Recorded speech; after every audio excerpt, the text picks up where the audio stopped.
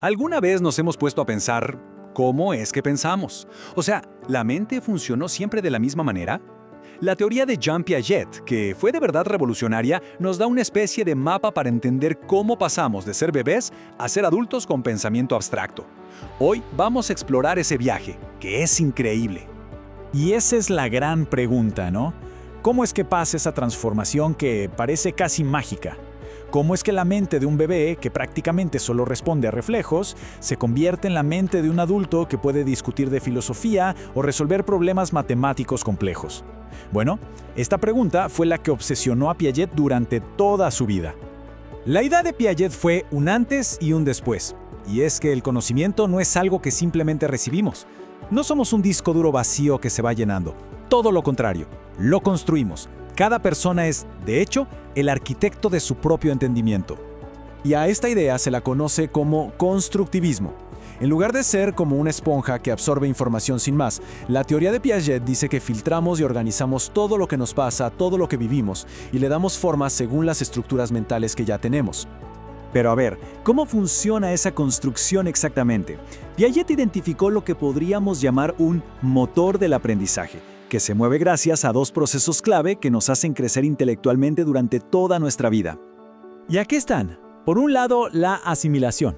Imaginemos a un niño pequeño que tiene una cajita mental para perro.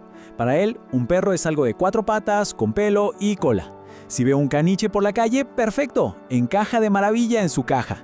Eso es asimilar. Pero, ¿qué pasa si de repente ve un gato? También tiene 4 patas y cola, pero maulla, trepa, esto como que no cuadra, no entra en la caja. Y ahí, justo ahí, es donde entra el segundo proceso, la acomodación. El niño tiene que modificar esa caja de perro o crear una nueva que se llame gato, para que el mundo vuelva a tener sentido. Esas cajitas mentales, esos planos, es lo que Piaget llamó esquemas. Son, digamos, los ladrillos básicos de nuestro conocimiento.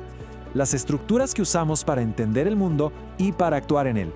Absolutamente todo lo que sabemos está organizado en estos esquemas. Y bueno, ¿qué es lo que nos empuja a hacer todo este trabajo mental de asimilar y acomodar? O sea, ¿cuál es el combustible para este motor del aprendizaje? Según Piaget, es un impulso súper básico, la búsqueda de equilibrio. Piaget creía que, por una cuestión casi biológica, necesitamos que lo que entendemos en nuestra cabeza coincida con lo que pasa afuera, en la realidad. El aprendizaje se prende justo en ese momento de incomodidad, cuando algo nuevo rompe ese balance. Es un conflicto cognitivo que nuestra mente, se ve obligada a resolver. Y así es como funciona este ciclo. Partimos de un estado de equilibrio, ¿ok? Tenemos un esquema que nos funciona para explicar el mundo, pero de repente aparece una nueva experiencia que no encaja. ¡Pum! Se crea un desequilibrio. Este conflicto nos obliga a la acomodación, a modificar ese esquema, y finalmente llegamos a un nuevo equilibrio. Pero ojo, ahora es un estado de comprensión más avanzado, más sofisticado. Y este ciclo se repite una y otra vez, impulsando nuestro crecimiento. Ahora que ya entendemos el mecanismo, el motor, veamos los resultados. Este motor, funcionando sin parar a lo largo de los años, nos lleva por un viaje que se puede observar a través de 4 grandes etapas de crecimiento. Pero antes de verlas, hay algunas reglas importantes.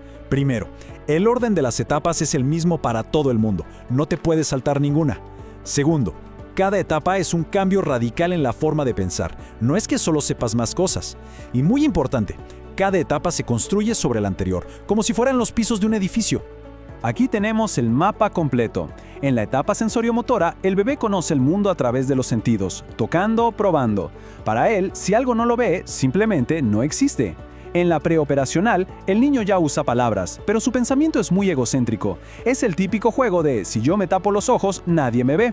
Luego, en la de operaciones concretas, ya puede pensar con lógica, pero sobre cosas tangibles. Por ejemplo, entiende que la misma cantidad de agua en un vaso alto y flaco es la misma que en uno bajo y ancho. Y finalmente, en las operaciones formales, ya se puede pensar en abstracto, en ideas como la justicia, la libertad o planear el futuro. De verdad, un viaje fascinante. Ok, todo esto está muy interesante, pero ¿por qué nos importa hoy? Bueno, su impacto más grande, sin lugar a dudas, ha sido en la educación. Las ideas de Piaget literalmente cambiaron cómo entendemos la enseñanza.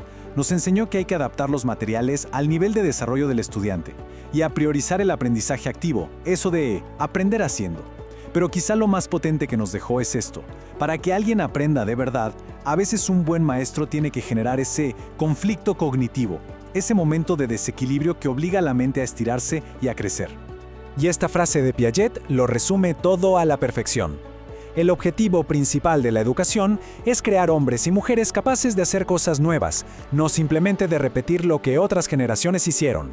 En otras palabras, formar innovadores, no repetidores. Y para cerrar, dejemos una pregunta en el aire. Si el aprendizaje de verdad necesita de un conflicto para activarse, ¿quiere decir que el objetivo final de enseñar es crear una especie de frustración productiva? Una idea que sin duda da mucho para pensar sobre cómo aprendemos y, sobre todo, cómo deberíamos enseñar.